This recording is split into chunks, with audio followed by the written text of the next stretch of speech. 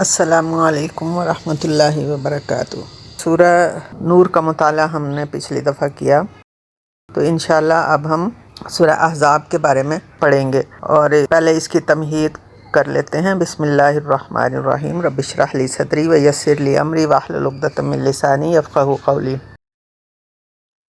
اللہم صلی علی سیدنا محمد وعلی آل سیدنا محمد وبارک وسلم۔ سورہ الاحزاب 5 ہجری میں نازل ہوئی، جیسا کہ سورہ النور کے تعارف کے ضمن میں بھی ذکر ہو چکا ہے۔ سورہ الاحزاب اور سورہ النور کا آپس میں جوڑے کا تعلق ہے۔ دونوں مدنی صورتیں ہیں، اور قرآن پاک میں ترتیب کے اعتبار سے ان دونوں میں ایک خاص مناسبت یہ بھی ہے کہ ان میں سے ہر ایک اپنے اپنے گروپ کی آخر کی واحد مدنی صورت ہے۔ پچھلے گروپ کی 14 مکی صورتوں اور سورہ یونس تا سورہ المومنون کے آخر میں سورہ النور ہے، جبکہ زیر مطالعہ گروپ کی 8 مکی صورتوں سورہ الفرقان تا سورہ سجدہ کے آخر میں سورہ الاحزاب ہے۔ سورہ النور نزول کے لحاظ سے سورہ احزاب کے 1 سال بعد نازل ہوئی، اور یہی زمانی ترتیب ان دونوں صورتوں کے مضامین میں بھی نظر آتی ہے۔ مثلاً پردے سے متعلق ابتدائی احکام سورہ احزاب میں ہیں۔ ان میں عورت کے لیے گھر سے باہر کے پردے اور دوسروں کے گھروں میں نامحرم مردوں کے داخلے پر پابندی سے متعلق ہدایات شامل ہیں، لیکن گھر کے اندر رہتے ہوئے عورت کے لباس اور سطر سے متعلق احکام اور اس سلسلے میں محرم مردوں کے بارے میں تفصیلات سورہ نور میں دی گئی ہیں۔ اور گھر کے اندرونی ماحول میں عورتوں کے پردے سے متعلق احکام کا عکس کچھ عرصہ پہلے تک ہمارے معاشرے میں عملی طور پر نظر آتا تھا۔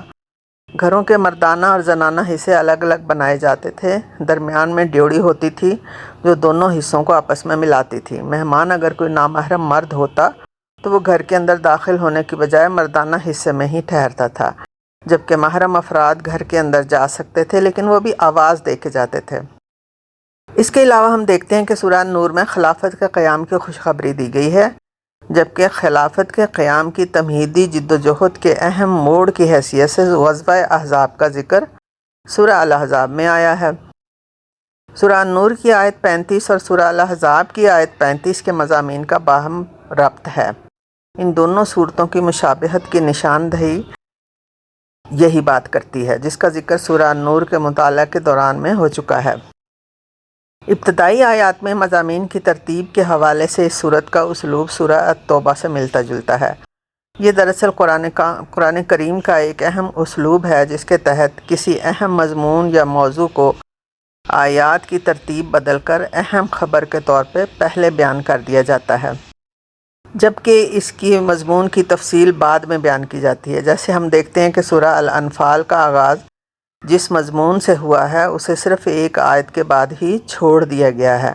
بعد میں اس مضمون کی وضاحت سورت کے آیت نمبر 41 یعنی وسط میں آئی ہے۔ بہرحال اس خصوصی اسلوب کے حوالے سے سورہ توبہ اور سورہ الاحزاب میں بہت مماثلت پائی جاتی ہے۔ اسی طرح سورہ احزاب کے آغاز میں بھی ایک اہم مضمون کا ذکر آیا ہے، لیکن چند ابتدائی آیات کے بعد یہ موضوع بدل دیا گیا ہے۔ یہ اہم مضمون جس سے اس سورت کا آغاز ہوا ہے وہ حضور صلی اللہ علیہ وسلم کے منہ بولے بیٹے حضرت زید بن حارثہ کے معاملے میں اور حضور صلی اللہ علیہ وسلم کے ساتھ حضرت زینب بن جحش کے نکاح سے متعلق ہے، لیکن ابتدائی آیات میں اس مضمون کے طور پہ صرف منہ بولے بیٹے کی قانونی اور شرعی حیثیت کے بارے میں حکم دے کر اس کو چھوڑ دیا گیا ہے۔ اس کے بعد دوسرے اور تیسرے رکوع میں غزوہ احزاب کا ذکر آ گیا ہے، جبکہ پہلے رکوع کے مضمون کا ربط بعد میں چوتھے رکوع سے جا کر ملا ہے۔ تو انشاءاللہ سورہ الاحزاب کی خصوصاً پردے کے بارے میں اور باقی چیدہ جو ہدایات ہیں اس کے بارے میں ہم اگلے حصے میں بات کریں گے۔ السلام علیکم ورحمۃ اللہ وبرکاتہ۔